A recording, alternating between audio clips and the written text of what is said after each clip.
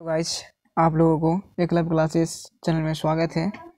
चलिए आज हम लोग देखने वाले हैं प्रश्नावली 4.2 के 1 नंबर क्वेश्चन, जो 1 के 3 नंबर क्वेश्चन है। ठीक है, इसको हल करना है, गुणनखंड निकालना है, 2 शून्य निकालना है। ठीक है, चलिए द्विघात है तो 2 शून्य निकलेगा ही निकलेगा। चलिए बिल्कुल आपको पता ही होगा।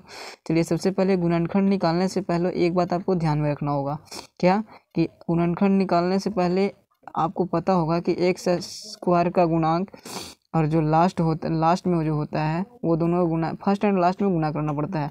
तो सबसे पहले गुना करने आना चाहिए आपको। देखिए तो 1√2 यानी कुछ भी यहाँ पास नहीं है तो 1 है ना, बिल्कुल है। तो 1√2 में करेंगे 5√2 से गुना, तो कितना मिलेगा आपको 5√4 मिलेगा। अब 5√4 को अगर हल करते हैं आगे तो 5 के 5 और √4 का कितना होगा 2 वर्गमूल होता है, अगर 5 दूना 10।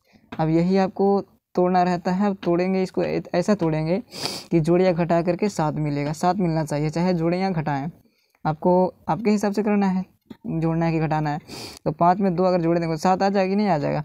अगर x इसमें लगा देते 7x हो जाएगा। यही तो लाना था हमको। चलिए ऐसे कर सकते हैं ना हम लोग। चलिए ठीक है, तो इसी को सेम टू सेम लिख देना होता है आपको। तो लिख देना है √2x² plus 5x plus 2x plus 5√2। चलिए आगे अब आती है बात कि कॉमन कैसे लेना है। ठीक है, तो कॉमन लेने के लिए एक आसान तरीका है। क्या है, तो क्या में कॉमन लेना है, तो ये 4 भाग में बटा ना, तो 2 भाग को आपस में बांट लेना है।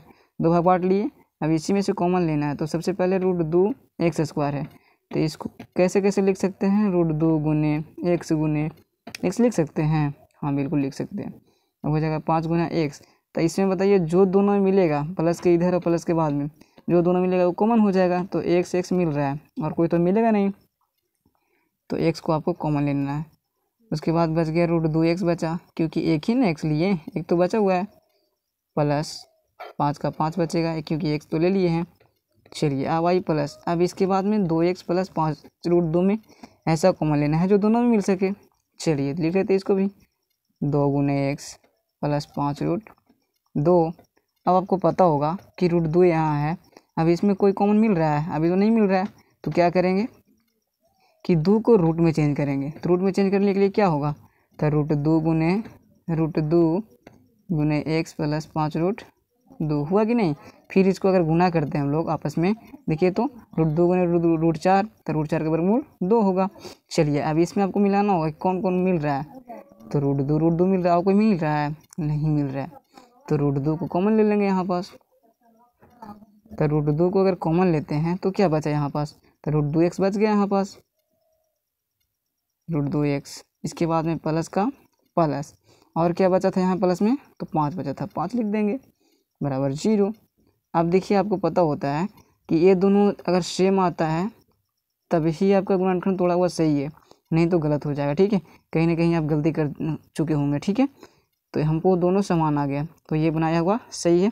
चलिए आगे लिखेंगे x प्लस √2 लिखा गया यहाँ पास, क्योंकि ये दोनों अलग अलग है, उसको एक जगह कर दिया जाता है, और ये सब एक जगह दोनों सेम रहेगा तो एक चीज़ लिख देना आपको, ये चाहे ये। ठीक है, चलिए हम इसी को लिख देते हैं, तो √2x प्लस 5 बराबर 0 हो जाएगा।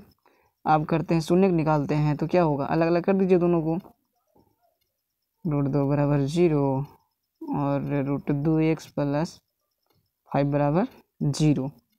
अगर x बराबर निकालते हैं तो -√2 होगा। यहाँ देख लीजिए √2x बराबर -5।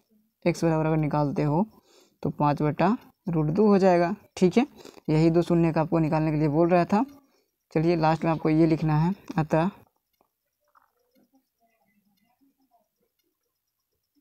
द्विघाती बहुपद के शून्यक